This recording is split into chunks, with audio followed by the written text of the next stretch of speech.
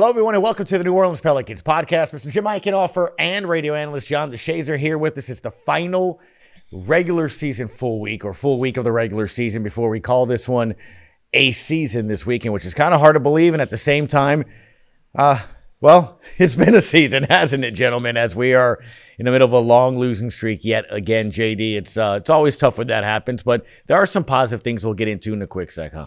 Yeah, we'll get into the positives, but I mean, when you're having this difficult a season, I mean, nothing feels good. You know, the food isn't as good, the travel isn't as good.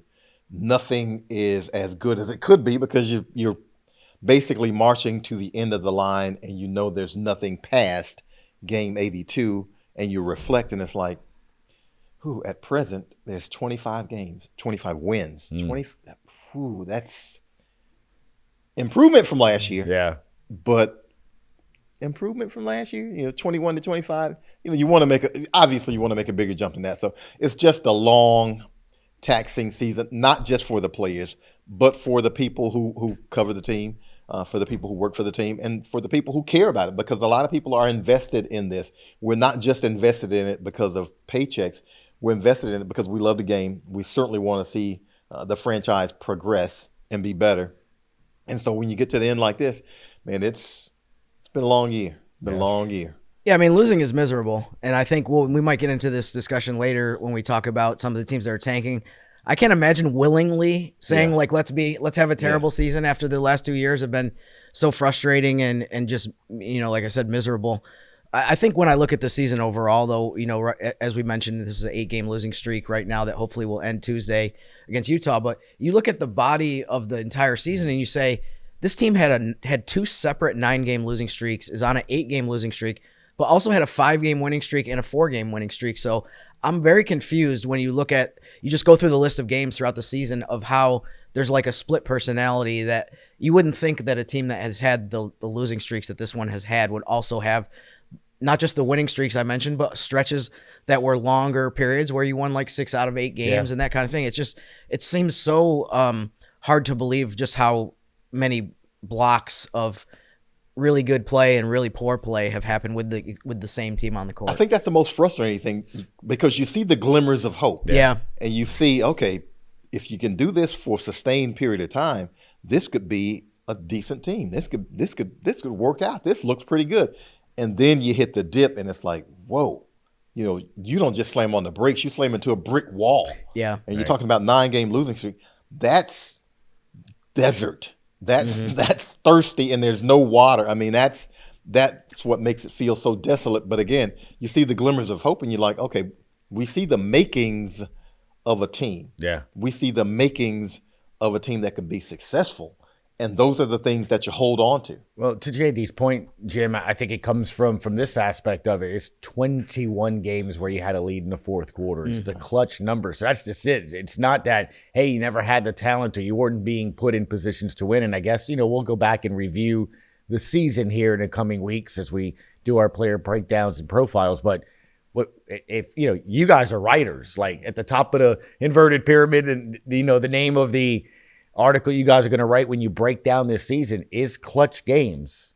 Yeah. The thing this year. Yeah. I mean, I think I don't think there's an easy way to look this up without going through the box scores, but I want to know what the Pelicans record is through the first 40 minutes of games. I feel like if you just cut it off at college timing, which is 40 minutes 65 wins. 48. Yeah. Right. Well, like again, 21 games you've had a lead in the fourth quarter. Well, think about it. You're 12 and 29 in clutch games. If you could just split that, not 29, but knock it down to 14, even knock it down to 16, that's 13 more wins.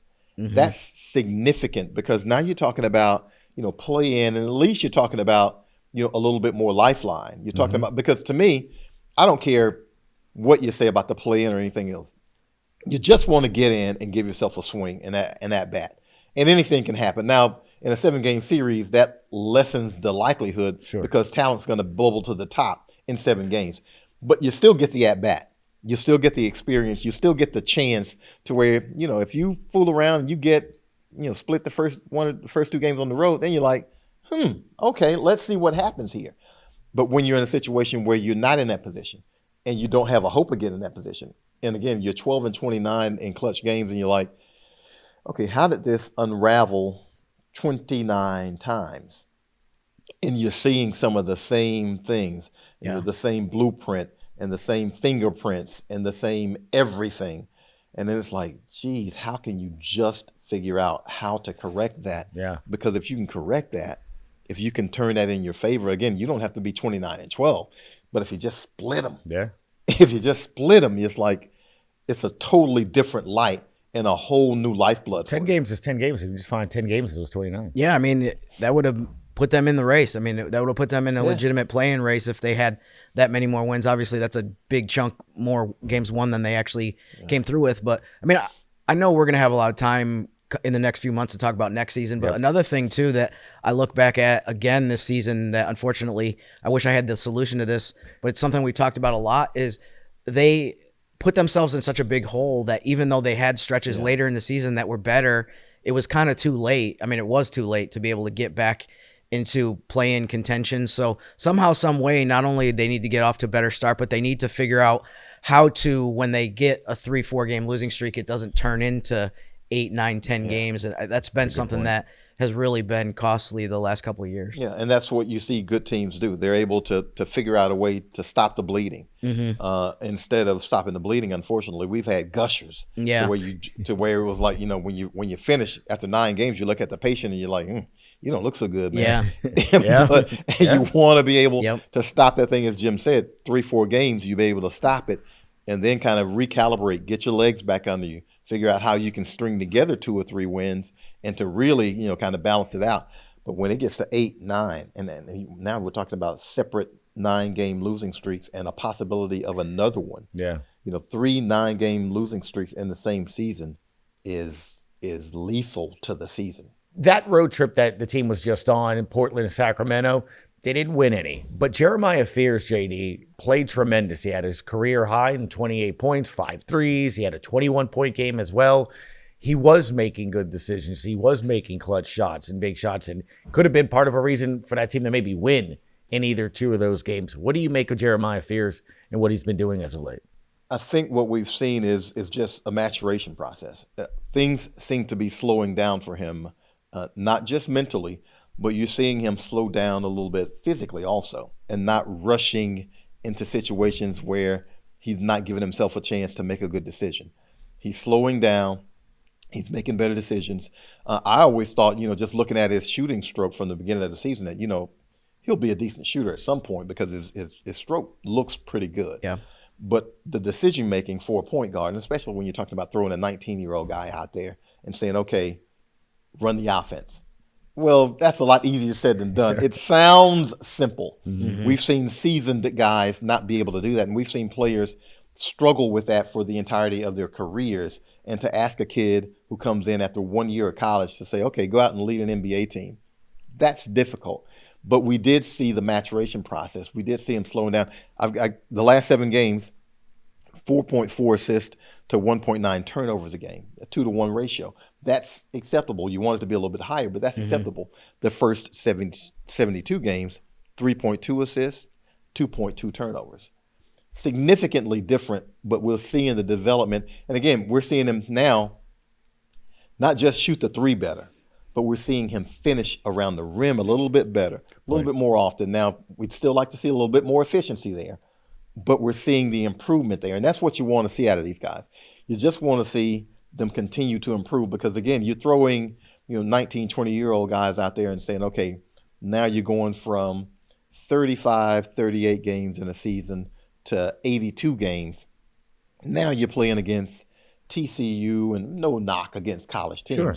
But we're asking you to go out and we're asking you to do this against, Oklahoma City. We're asking you to do this against Detroit. Yep. We're asking you to do this against the best of the best, San Antonio. Yeah. And now it ramps up. It's a lot different going to the rack, in college, and the biggest dude is 6'8". In the NBA, you go down there and Wemby's standing at the back line. Yeah. Now I think the dynamics change. Yeah.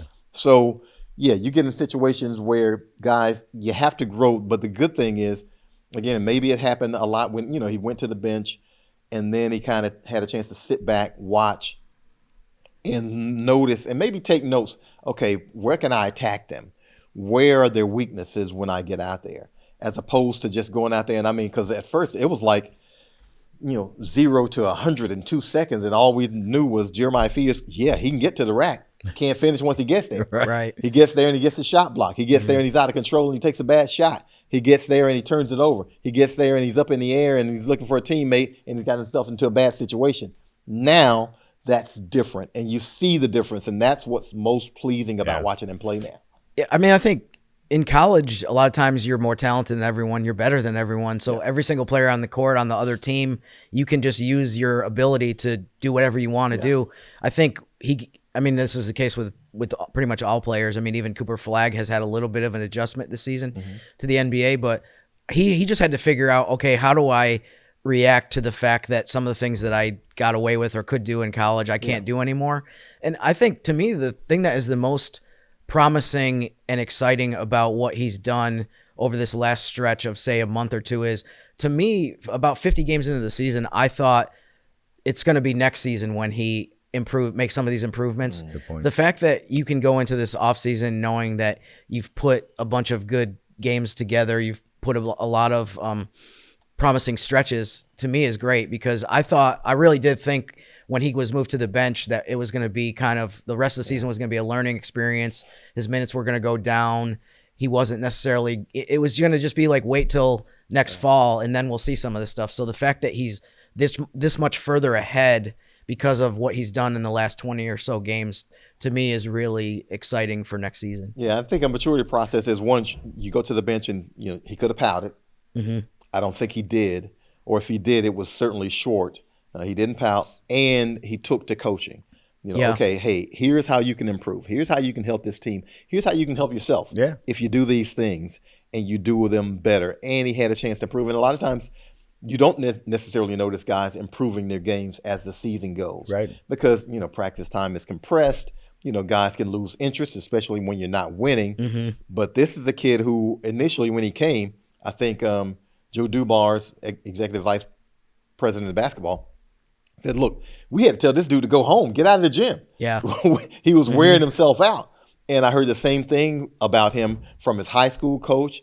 His dad said the same thing about, when he was at Oklahoma, they had to give him a key to the gym. I mean, this is a guy who was going to live in the gym trying to get better, because he's got a mentality that there's nobody in the league who's better than me. Now, that might not necessarily be true, but that's how you succeed, having that kind of attitude. I'm not going to take a back seat to anybody. I'm going to step up to any challenge. And when it's my turn to go after him, I'm going to attack him the same way he attacks me. One of the things that James Borrego has mentioned a few times lately before and after games is, I think, how good of a sign it is that, I mean, to one of your points, just you can tell that it's a combination of he loves basketball and he loves the work of it. So, I mean, I think that part of it is really exciting. I mean, also the fact that he's played in every game. I think for a lot of rookies, one of the biggest mental adjustments that they have to make, and obviously there's a physical adjustment as well, to go from the 35, 40 games to 82 is just, this is a lot of basketball.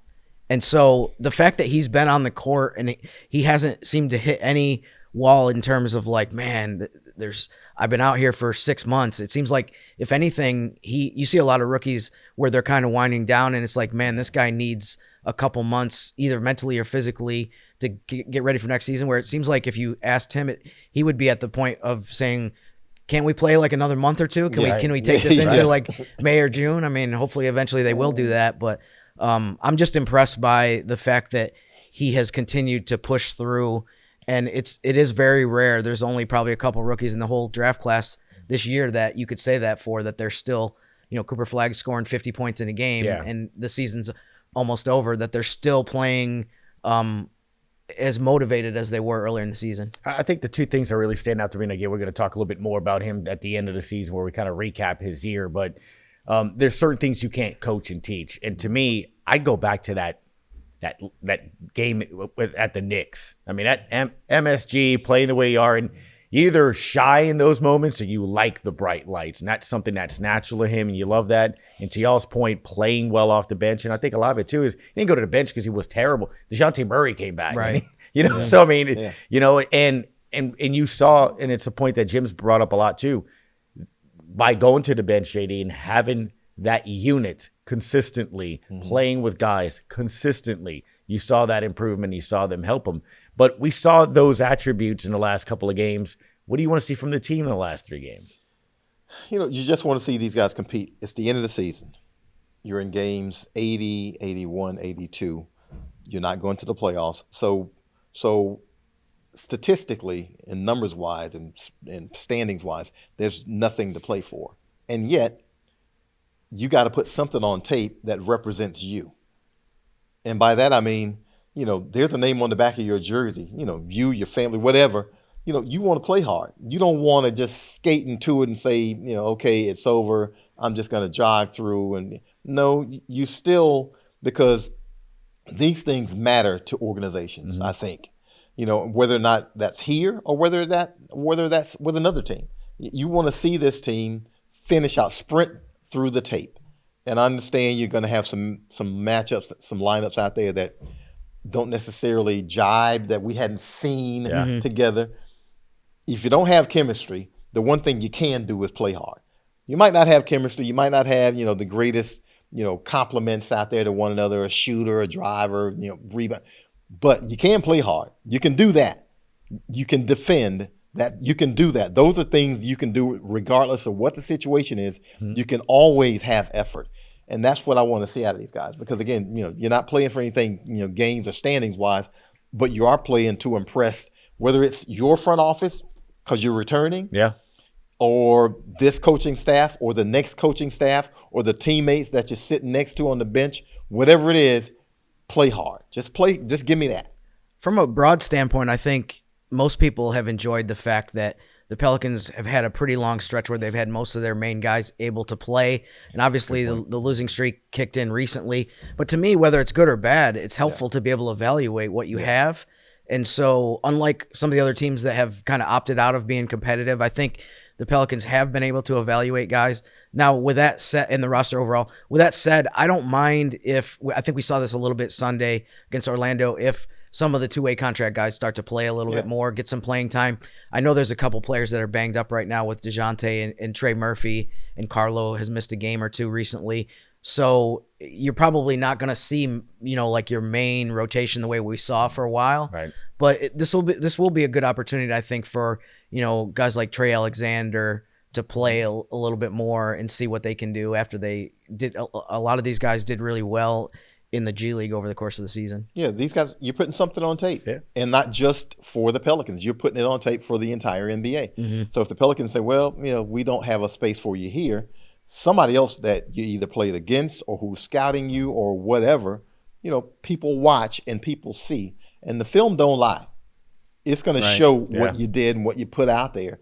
So you go out there and you put your best out there because there's an opportunity for you, or an opportunity that you're fighting for in this league. And Jim, I'd rather have the indigestion of a team not being able to find a way to close with your players on the court than, well, what Utah does. Let's just be honest. They have been a team that's been talked about a lot of the season, Jim, about tanking and not playing your players and stuff. So they're here on Tuesday to wrap up the home slate. What do you make of them? What do you make of the tanking rules, some of the proposals that have been going on? Yeah, I mean, I think, I'll be honest with you, I was disappointed when I saw the 3 proposals that were floated out about how to fix tanking. The one of the 3, though, that I think actually will make a massive difference is the one where they say basically the 10 teams that don't make the play-in all will have exactly equal odds to win the lottery. And for each position, we've seen, if you give any team, I've said this a bunch of times, if you give a team, if you say you can lose, you can win the rest of your games and have a 4% chance of winning the lottery, or lose them all and have a 4.2% chance, it feels like the behavior of these front offices now is like, well, we'll lose the 10 games. Yeah. And I think one of the things that bothers me is, I heard Brian Windhorst, for example, say that, he basically said he's been saying on recent podcasts that, these aren't bad people that are in the front offices. They're just doing stuff that's best for them. But I mean, to me, I think we'd be fooling ourselves if we didn't understand and recognize that the behavior of the front offices has gotten us to this position. No doubt. I don't think the NBA foresaw, and rightfully so, 20 years ago, that teams would punt entire seasons. The way the lottery system, to me, works is everyone at the beginning of the season says we're going to try to do everything we can to win as much as we can. The team that has the least wins under that gets rewarded by having the best chance. But that is completely corrupted if there's 6 teams at the beginning of the season that say we're not going to try to win. At the beginning of the season. Exactly. Right? That didn't used to happen, I don't think. Yeah, see, I don't know, because this is like, if you present a mousetrap, the mice are going to figure a way around it. Mm-hmm. And that's just kind of the way it is. Yeah. So I look at it as, okay, well, maybe like let's say last 15 games, the team with the best record has the best odds of getting the number 1. Yeah. That'll make people sprint through the finish line. That's how I now, feel. Problem with that is you hold guys out for the first 60 games. Jim actually brought that up. And then play your guys the last 15 so you can get that best shot. Right. Or maybe, and I've seen just, abolish it and just go back to the old way where the worst record gets the best player or the highest draft pick. And the only reason I lean that way is because the worst teams need the best pick. You're in a situation this year where, say, for instance, Brooklyn. No one is going to want to be a free agent to go to Brooklyn. Mm-hmm. They're going to have to build through the draft. They're going to have to do it now. You got to do it the right way, but you got to build through the draft. And I think there is something to be said for the worst teams needing the best draftable players, because that's going to be your foundation. It's just hard for those teams in those situations to build through free agency. So you look at how bad Detroit was, and you can make an argument that they were taking, but they got Cade Cunningham, and they got some pieces through the draft. You look at Oklahoma City, and they're just basically about homegrown. Outside of Hartenstein, they are pretty much a homegrown team. And so there's something to be said for it. You got to do the right thing with the picks. Hopefully, you got to hit and you got to develop and you got to coach them. But I don't know that there is a palatable solution, because any solution you have, the mice are going to figure out a way to get around the mousetrap. I floated this out on X too. A variation of your idea where you say at a certain point in the season, wins count towards your lottery. My idea was, because there's going to be manipulation, like you said, guaranteed. If you say like it's happening on March 1st, it's happening. My idea was you take it's a random drawing for what day that is. So no one, until the season's over, no one knows exactly what that day is. But the team with the most wins has it. Therefore, you can't, if you think you're going to go into loss mode, you don't know. If you go into loss mode on March 1st, and then after the season, you find out that February 27th was the day that your losses count, or your wins counted towards your favorable lottery odds, then so teams won't do that. So I do like that. I haven't heard anyone. No, that's a good idea. Mm-hmm.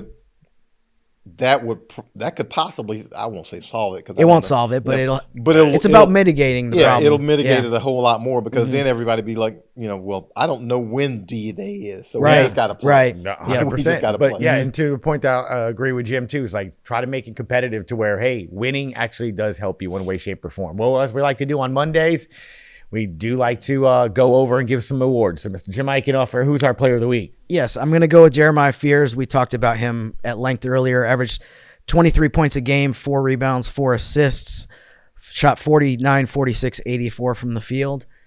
Player to watch, I'm going to go with Jordan Hawkins.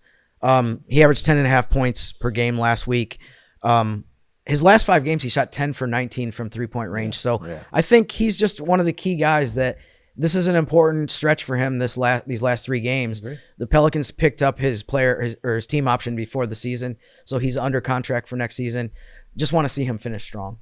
Yeah, I just want to see. I think he settled down some, knowing that he was going to get some consistent minutes. Mm-hmm. Obviously, I would assume this is something that's been spoken to him about, but he just didn't seem like, okay, I'm going to play 3 minutes. I'm going to be out. Let me get up some shots and do something.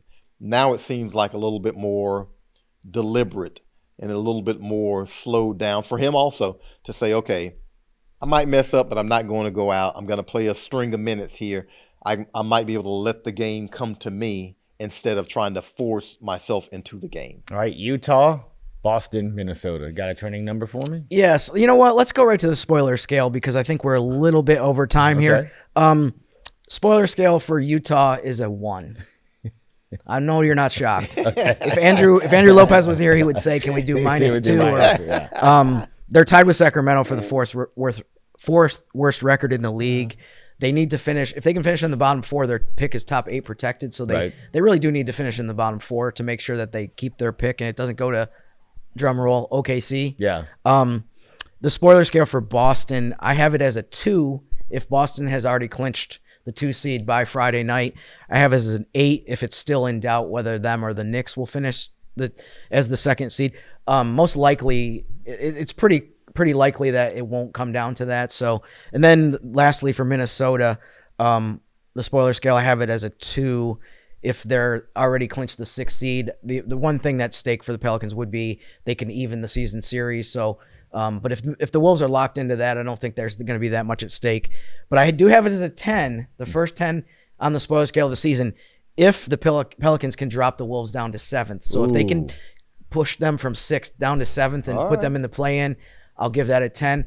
I do have a little bit of bad news, though, that the chances of that happening are very unlikely. They have an 87% chance of finishing as a 6th seed. So by Sunday night, it does look like most likely the game Friday and Sunday they're going to be playing against teams that don't have anything at stake. So we'll see how it plays out. But yeah, most likely we're going to be seeing a lot of younger guys in both of those games against the Celtics and the Wolves. Yeah, those are going to be some check your roster games. Yeah, you know, check your program. A couple of who dat games. Who dat? See that? Well, I tell you, we're in a month of April. Speaking of who dat, you know what comes at the end of the month here as well? Draft time for the NFL. But in the meantime, a week from today, we'll be talking about the end of the season and what's next for the New Orleans Pelicans. So in the meantime, enjoy the final regular season week and that final home game against Utah on Tuesday. Boston and Minnesota, and that is it. So for Mr. John DeShazier, radio analyst, and Jim Eichenhofer, don't forget, Pelicans.com. Go check out all this stuff. I'm Gus Kattengell. Thank you for tuning in to the New Orleans Pelicans Podcast.